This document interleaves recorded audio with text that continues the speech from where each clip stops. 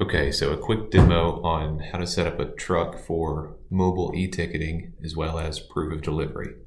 So let's start here on the web portal, and I'm going to go up, and assuming you're an admin for your company, I'm going to go to user admin, and then I'm going to set somebody up from scratch. So here I'm going to say we're going to set up this demo truck 101. And you have to have an email of some kind. If they don't have an email, then you can just put kind of some dummy information in there. So I'll just put demo@fastway.com, demo truck 101 for the name. You could also put any, a driver name or something like that in there, but a lot of times your driver names will change. So it's easier just to keep this as the individual truck that you're setting up.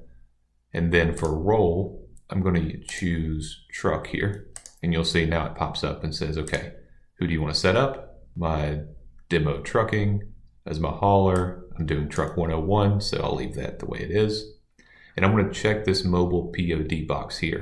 If you don't check that, then they'll only be able to view their tickets and their PDF copies on the mobile application. If you do, then they'll be able to mark that as delivered on the mobile app whenever you get there. Okay, so I'm going to set a password for it and click save. So now I'm done here on the web portal. So let's flip over to the mobile app and see what we need to do there. Okay, so for the mobile app, if you haven't already, you're going to want to go to your app store, either on iPhone or any Android device, and search for Fastway. It's going to be this first Fastway that you see here. So you don't want Fastway Mobile.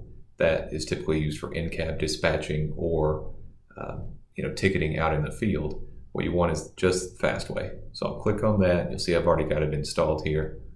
So I'll open it up, and I've already filled in the credentials. If you're installing it fresh, then you'll want to fill these in. One thing that is a bit misleading is it says user email at the top there. It's not actually the email that you want to plug in. It's the user ID that you gave it. So in my case, I said demo 101. So here I'm going to fill in demo 101, not whatever email address that I put. So I'm going to take that, and then up at the top left, you'll see this back button here. So I'll hit that, and now I can see my production, in this case just for this truck, because I'm under a truck role. Now, what's really of importance here is this tickets tab. So I'm going to look at this tickets tab, and you'll see I've got a couple of tickets for this date range that I've searched out. So I can click on them, I can view them, and that's kind of the e-ticketing piece to it.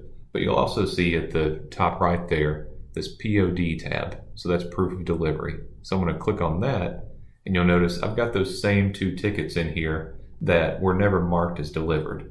So I can see one from 7/7/2020, that's today. So I'm going to go ahead and click on that one there, and you'll see I can accept the load. I can collect any signature. I can also take an image. So I'm going to take an image. If it asks, if this is the first time that you're running this, it may ask to say, hey, does Fastway have the rights to take images? You'll click allow.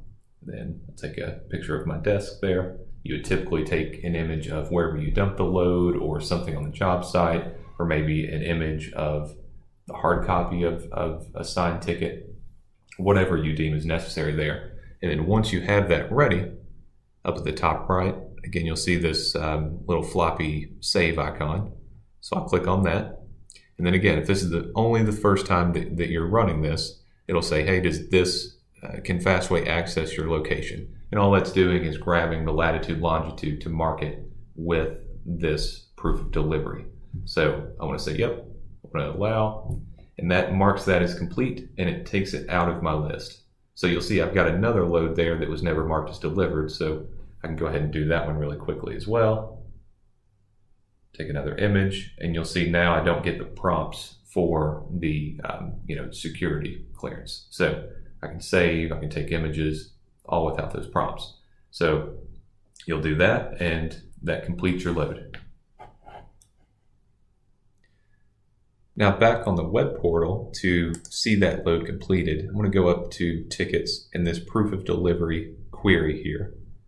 So when I go there, I'm going to look for just my received loads because I want to see the one that I just did there.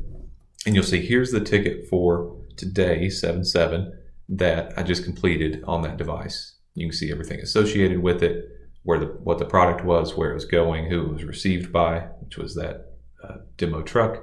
And then you can also see here a map, so where it was received. So you'll see the ticket icon there. You can see a PDF copy of that ticket. You can also see the image and signature that were taken along with it. Now, in my case, not very exciting because it's a picture of my desk. But if that were a picture of wherever the load was dumped or the job site or the original ticket, whatever it may be, that could come in very handy. So that's kind of the end-to-end tour there of how to handle e-ticketing and proof of delivery outside of the typical dispatching process. Now, one thing to point out, if you are using dispatching, then when you do dispatching, you're not going to want to set up a dispatch for proof of deliveries. So when you create a dispatch for something, if I go in and let me just create a simple dispatch really quick.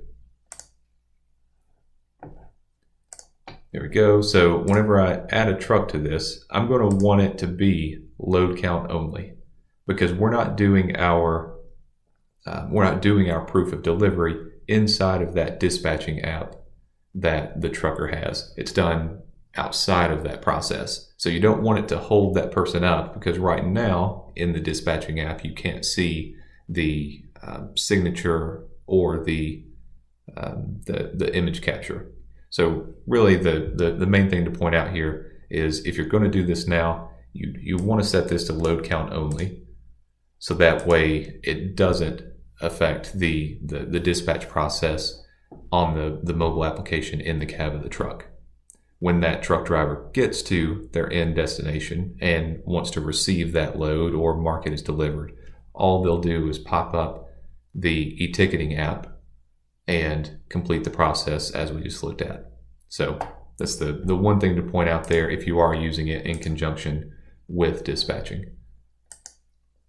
Okay, so I think that wraps it up. So I'm going to kind of sign off here, and if you've got any questions, give us a shout at support@tacinsight.com.